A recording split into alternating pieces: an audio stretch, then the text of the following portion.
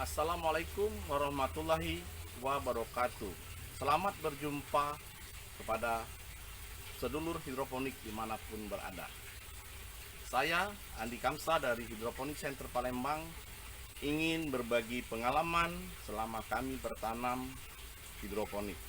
Karena banyak sekali saya baca di Instagram, di Facebook, atau di tempat-tempat media sosial, atau di grup, banyak kawan-kawan pemula memunculkan beberapa pertanyaan yang menjadi kendala ketika mereka ingin memulai bertanam hidroponik.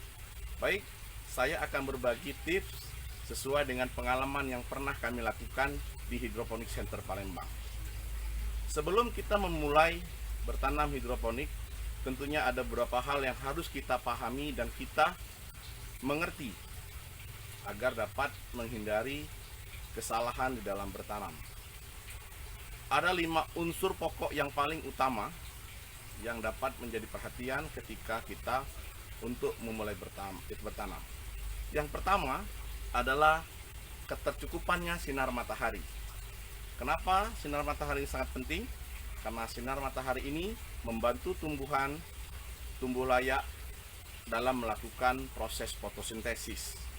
Jika matahari kurang, dapat dipastikan tanaman itu akan memanjang atau kurang berkembang. Nah, jadi nanti bagi sedulur hidroponik yang ingin bertanam, yang baru memulai, letakkan posisi wadah tanam ini yang terkena sinar matahari yang cukup, minimal 5 jam. Untuk skala bisnis usahakan 8-10 jam biar hasilnya maksimal. Dan yang kedua, unsur pokoknya adalah air.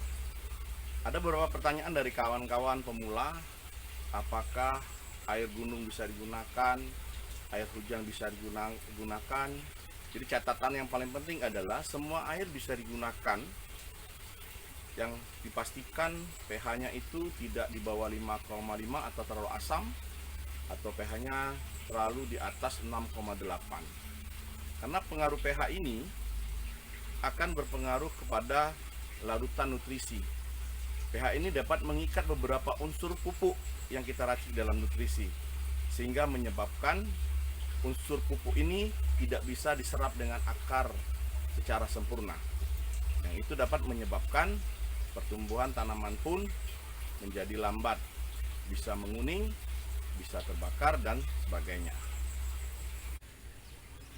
Dan unsur pokok yang ketiga adalah nutrisi itu sendiri, di mana nutrisi itu untuk kami di Hidroponik Center Palembang meracik dengan 12 unsur pupuk yang diracik sesuai dengan kebutuhan tanaman, ditimbang secara benar dan dihitung secara benar. Jadi ke-12 unsur itu digabungkan menjadi satu yang terdiri dari unsur makro dan unsur mikro. Nah, di dalam pengaplikasiannya nanti untuk tanaman ini harus tepat dengan usia tanam.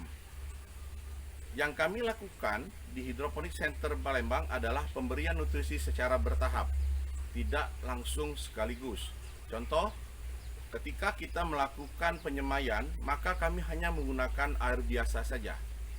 Masuk pada usia tanam atau pembibitan 5-7 hari, kami baru memasukkan ke dalam media peremajaan biasanya. Baru proses 10-2 minggu di peremajaan baru kami masukkan di pembesaran, atau bisa langsung masuk ke dalam tempat pipa pembesaran. Nah, ketika kita pindah tanam di usia 7 hari, yang pertama kami berikan nutrisi itu hanya 200 ppm saja. Masuk minggu berikutnya kami naikkan sampai 400 ppm. Dan minggu ketiganya baru kami masukkan 600-800 ppm. Untuk jenis sayuran sawi, kami hanya memakai 800 ppm saja nutrisi yang tertinggi. Untuk jenis lettuce atau jenis selada, kami hanya memakai yang tertinggi 600 ppm. Dengan aplikasi sama dengan sayuran sawi, mulai 200, 400, dan 600. Untuk unsur pokok yang kelima adalah media pemegang perakaran, yang mana media ini banyak sekali yang bisa kita gunakan tetapi yang umum banyak digunakan di dalam pecinta hidroponik adalah rock wool. Nah, rock wool ini kenapa banyak digunakan? Karena praktis dan daya serapnya sangat bagus. Tapi jika sedulur hidroponik tidak memiliki media tanam rock wool ini, bisa menggunakan kokopit, arang sekam, bisa menggunakan busa, bisa menggunakan kapas, tisu, koral, perlit, vermiculit, dan sebagainya. Tergantung jenis tanaman apa sedulur yang akan tanam. Jadi polanya pun akan berbeda-beda. Saya ada menanam kangkung menggunakan koral, tentunya dengan cara yang berbeda-beda untuk jenis tanaman lainnya. Tapi jika sedulur sudah memiliki rock wool, itu akan lebih mudah di dalam proses bertanam. Jika tidak ada, gunakanlah media-media tanam yang ada di sekitar kita. Jangan takut untuk mencoba. Gagal adalah keberhasilan yang turun. Tetap semangat, jangan menyerah.